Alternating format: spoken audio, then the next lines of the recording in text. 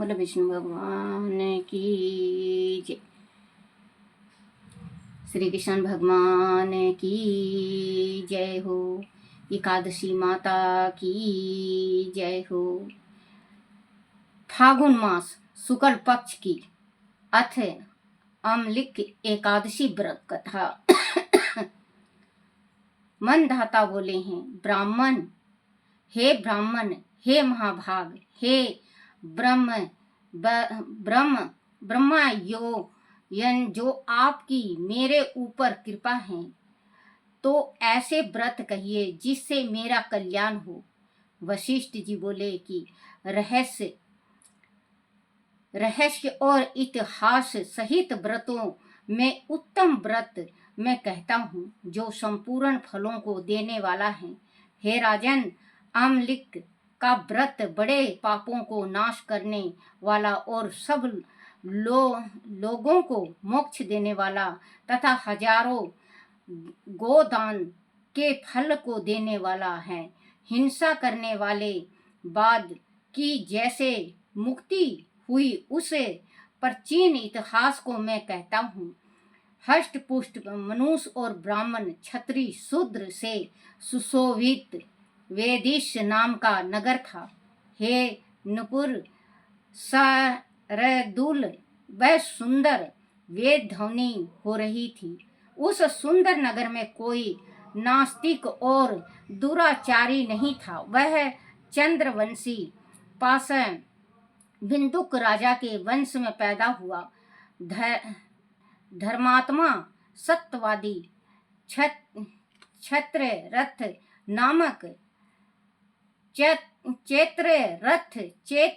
नामक प्रसिद्ध राजा था। वह राजा 10,000 हाथियों के समान बलवान, धनी तथा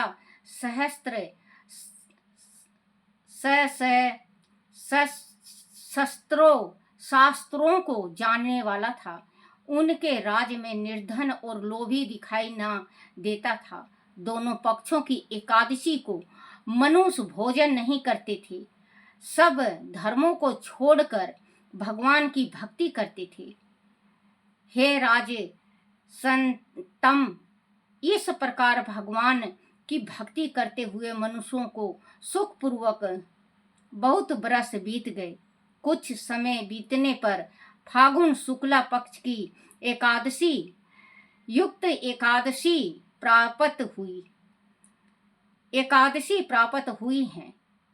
हे विभो, हे नृप, उस एकादशी को बालक बूढ़े सब ने मिलकर नियम और उपवास किया।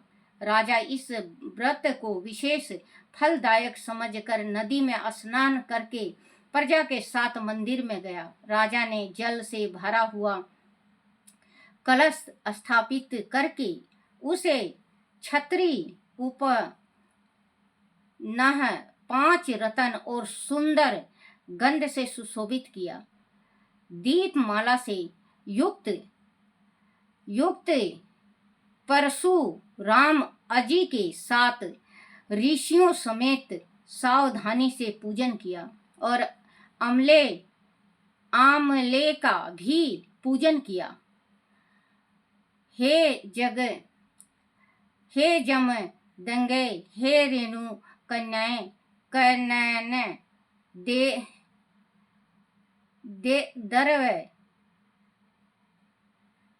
दरवधन है। अमल की छाया से युक्त भुक्ति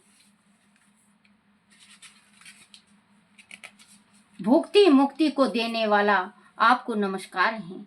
हे क्षत्रिय, ब्राह्मण से उत्पन्न है, सब पापों को नाश करने वाली अमलिक, तुमको नमस्कार है। मेरे अर्घ को ग्रहण करो, तुमको नमस्कार है। उसी समय वहां पर एक शिकारी आया। भूख और प्यास से युक्त पाप के भार से पीड़ित कुटुंब के लिए जीव हिंसा करने वाला, सब धर्मों से अलग, वह अमल की एकादशी का जागरण और दीप पुष्पों से सुशोभित उस स्थान को देखकर वह बैठ गया। वह क्या है, ऐसा मन में सोचकर आश्चर्य करने लगा। उसने यह रखे हुए कलश के ऊपर दामोदर भगवान का दर्शन किया। वह अमले का वृक्ष और दीपक जुड़े हुए देख और पंडितों के मुख से भगवान की कथा सुनी। चुतिद होने पर भी एकादशी का महात्म सुना।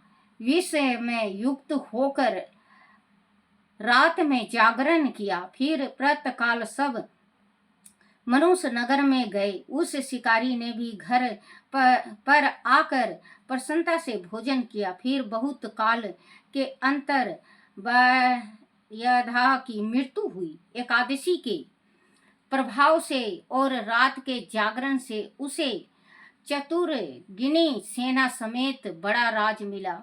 धर्मात्मा राजा ने इंद्र की तरह राज किया।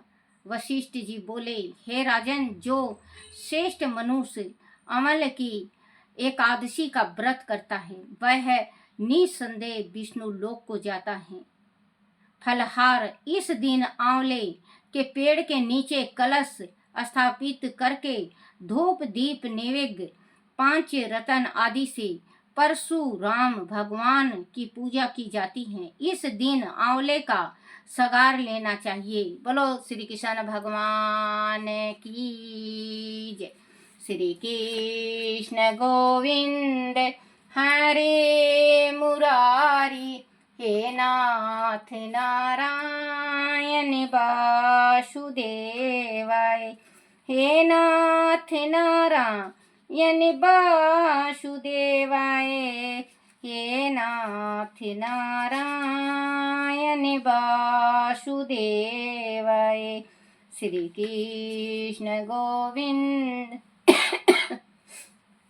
हरे मुरारी, हे नाथ नारायण वासुदेवाय।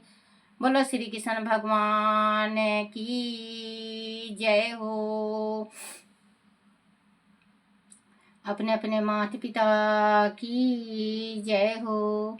अपने अपने गुरुदेव महाराज की जय हो। एकादशी माता की जय हो।